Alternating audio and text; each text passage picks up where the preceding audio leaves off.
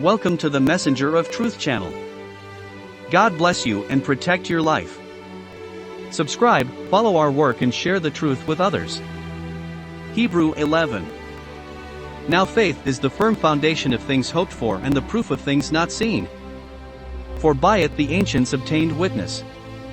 By faith we understand that the worlds were created by the word of God, so that what is seen was not made from what is apparent. By faith, Abel offered a greater sacrifice to God than Cain, by which he obtained testimony that he was righteous, God bearing witness to his gifts, and by it, after his death, he still speaks. By faith Enoch was translated so that he would not see death, and he was not found, because God translated him, seeing that before his translation he had obtained testimony that he had pleased God. Now without faith it is impossible to please him, for he who comes to God must believe that he exists and that he is a rewarder of those who seek him. By faith, Noah, divinely warned of things not yet seen, feared, and for the salvation of his family prepared the ark, by which he condemned the world, and was made heir of the righteousness which is according to faith. By faith Abraham, when he was called, obeyed, going to a place which he was to receive as an inheritance, and he went out, not knowing where he was going. By faith he dwelt in the land of promise, as in a strange land, dwelling in booths with Isaac and Jacob, heirs with him of the same promise. For she was waiting for the city that has foundations, of which God is the builder and maker. By faith Sarah herself also received the power to conceive, and she gave birth when she was past the age, because she held him faithful who had promised her. Therefore from one, who was already dead, descended as many as the stars of heaven, and as the sand which is on the seashore innumerable.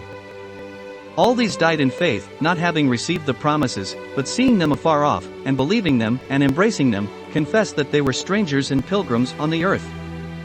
For those who say this clearly show that they seek a homeland. And if they really remembered the one they had left, they would have had the opportunity to return. But now they desire a better one, that is, the heavenly one. Therefore God is not ashamed to be called their God, for he has prepared a city for them. By faith Abraham offered up Isaac, when he was tested, yes, he who had received the promises offered up his only begotten. When it was said to him, "Your offspring shall be called Isaac," he considered that God was able to raise him from the dead. And from there, too, he recovered him in a figure. By faith, Isaac blessed Jacob and Esau for the things to come. By faith, Jacob, close to death, blessed each of Joseph's sons and worshipped leaning on the tip of his staff. By faith, Joseph, near death, made mention of the departure of the children of Israel and gave orders concerning their bones. By faith Moses, when he was born, was hidden for 3 months by his parents, because they saw that he was a beautiful child, and they were not afraid of the king's commandment.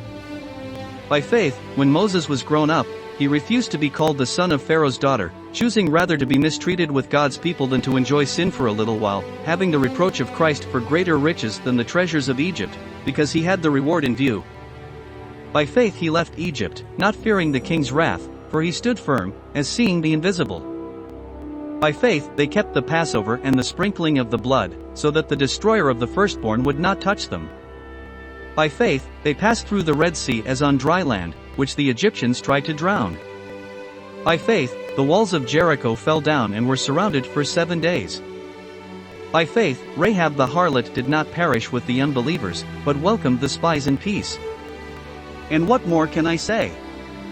I would run out of time telling you about Gideon, and Barak, and Samson, and Jephthah, and David, and Samuel, and the prophets, who through faith overcame kingdoms, did righteousness, obtained promises, shut the mouths of lions, quenched the power of fire, escaped the edge of the sword, drew strength from weakness, strove in battle, put to flight the armies of strangers. The women received their dead by resurrection, some were tortured, not accepting their deliverance, in order to achieve a better resurrection, and others experienced mockery and scourging, and even chains and prisons. They were stoned, they were sawn asunder, they were tempted, they were slain with the edge of the sword, they went about clothed in sheepskins and goatskins, destitute, afflicted and mistreated, men of whom the world was not worthy, wandering in deserts and mountains and in dens and caves of the earth. And all these, having witnessed by faith, did not obtain the promise. God provided something better for us, so that they, without us, would not be perfected.